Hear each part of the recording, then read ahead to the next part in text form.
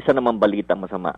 Ang masamang balita ay mukhang itong World Bank ay nananakot na naman.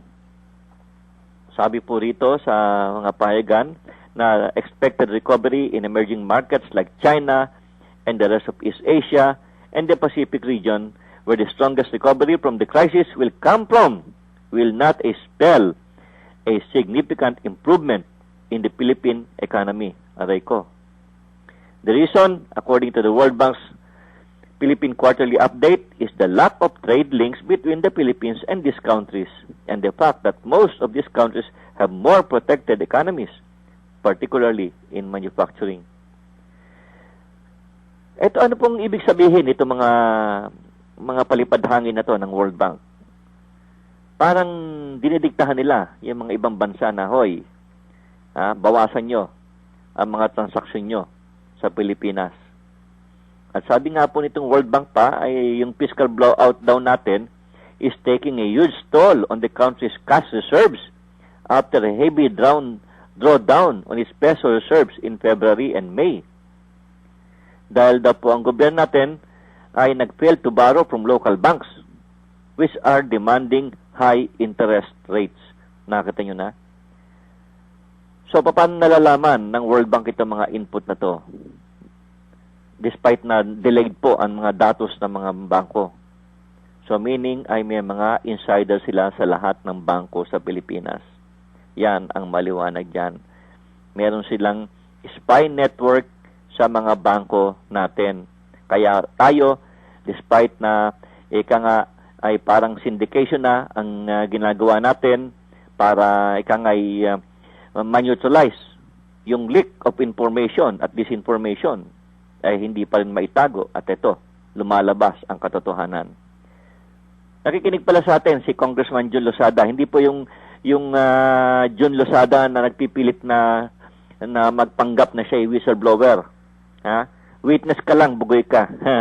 Hindi kay whistleblower dahil ang whistleblower ay yung unang nagsalita, nag-expose. At yan ay yung anak ni JDB na si Joey De Venecia. Yan ang maliwanag dyan. At isa pang masamang balita ay despite sa order ng National Telecommunications Commission na bawasan ang mga sinisingil sa atin o dinidikta ng mga telephone companies, ay tuloy-tuloy pa rin ang mga nagpipiesta pa rin etong mga telephone companies. At very clear na itong si Canovas, itong si Ruel Canovas ay inutil na NTC boss o commissioner. At kung ako kay Canovas ay mag-resign ka na kaya dahil ang pangasama ng dating mo. At kahit na sinong kausapin ko sa industriya, ay ikaw daw talaga ay kasabwat ng mga cellphone companies. Ayan, kaya panis na panis ang dating mo sa taong bayan. Yan ang maliwanag dyan. Okay, lipat po ulit tayo ng paksa dahil babalikan po natin yung medyo matinding nangyayari at biglang-bigla ay tumahimik etong bansa natin at salamat naman din at tumahimik dahil nga po sa kinabagan sila sa dating nitong CIA chief na ito po yung malaking pagkakaiba nung panahon ni Marcos na nag-implement at nagdikta para mag-martial law. Si Marcos ay ang Amerikano dahil merong kinukuha dito na hindi ma-implement yan at mabubuko kung hindi magkakaroon ng control itong mga Amerikano. Pero ngayon, ay despite na sinasabi ng mga pahayagan na kaya raw ma-extend ang pag-stay dito ni Panetta ay dahil daw may hinihiling daw itong ating gobyerno na pagbigyan sila na magkaroon ng military rule na ito'y malaking katarantaduhan at malaking kasinungalingan.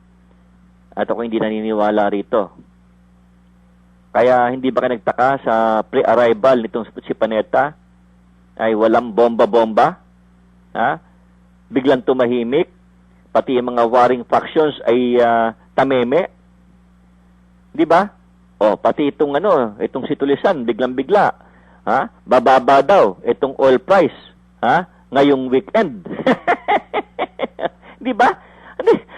Sinong hindi matutuwa dyan? Saka, nakita nyo, pati itong si Defense Secretary Gilbert Chodoro ay napiko na.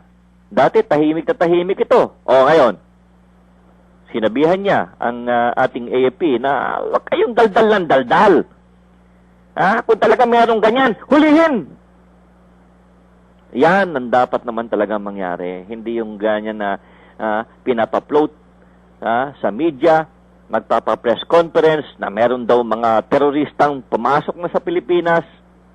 Nakakatakot nga yung nangyari na nakapasok na nga itong mga car bombs Paano nakapasok yan? At parang ang pagdating o pagpunta rito ni Panetta ang siyang naka-preempt dito sa mga senaryong dapat na mangyayari at salamat at hindi na mangyayari. Kaya lang, ang sama ng dating. At kagabi pa ako nakakatanggap ng mga banat dito kay Gerald Pohas na ang tawag sa kanya ay Gerald Ungas. Ang sama. Gerald Pohas ng NCRCOM. Ang sama ng dating mo. Di you know? Galit na galit sa iyo yung mga yung taong bayan. At ikaw daw ay Gerald Ungas. Sama naman. Ako naman sa bagay, hindi ko kilala itong si Gerald Pohas. Pero hindi naman gagawin ni Gerald Pohas yung ganyang klase mga statement kung di merong pinanggagalingan. Yan ang maliwanag dyan. Kaya lang, ay kung nanamnamin mo itong sinasabi ni Jake Macasaet sa kanyang business circuit sa Malaya, ay talagang medyo mag-iisip ka sabi niya, according to the script, this space repeatedly has asserted that there will be more bombings in Mindanao. Pero ako, Jake, ay iba ang aking paniniwala. Itong pagdating o yung pagpunta rito ni Panetta ngayong linggo, ay ito, nag-preempt dito. The explosions can spread to Manila. Salamat kay Lord at hindi na mangyayari yan. Lawlessness may follow. Thanks God at hindi na sana mangyari. Martial law can, on that tone, be justified.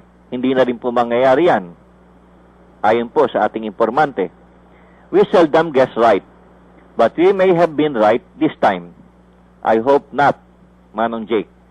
On Wednesday, the military reported the terror suspects have been sighted in Metro Manila.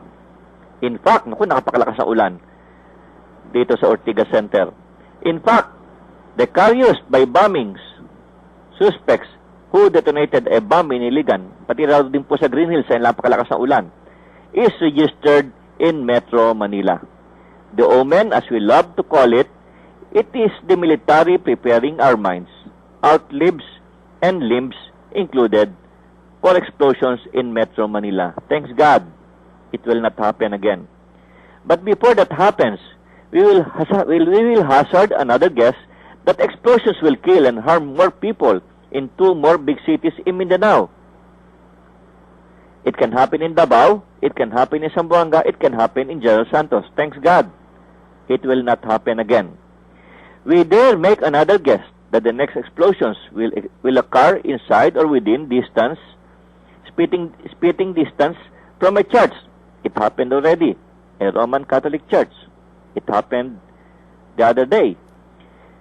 The idea is to make people believe that the MLF is on a jihad or religious war. We are not buying that lie. Yan. Yan po ang hinala ni Manong Jake Macasaet ng Malaya. Ito pa. The claim by the military that it cited terrorist suspects in Manila is peppered with holes. Ayan, I believe that. It is an adulterated lie.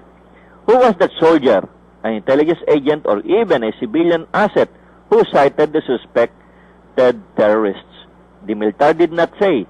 His name must be kept a secret. The wonder of it all is why the sighting was never reported to senior officers, who in turn should order a relentless hunt for the suspects.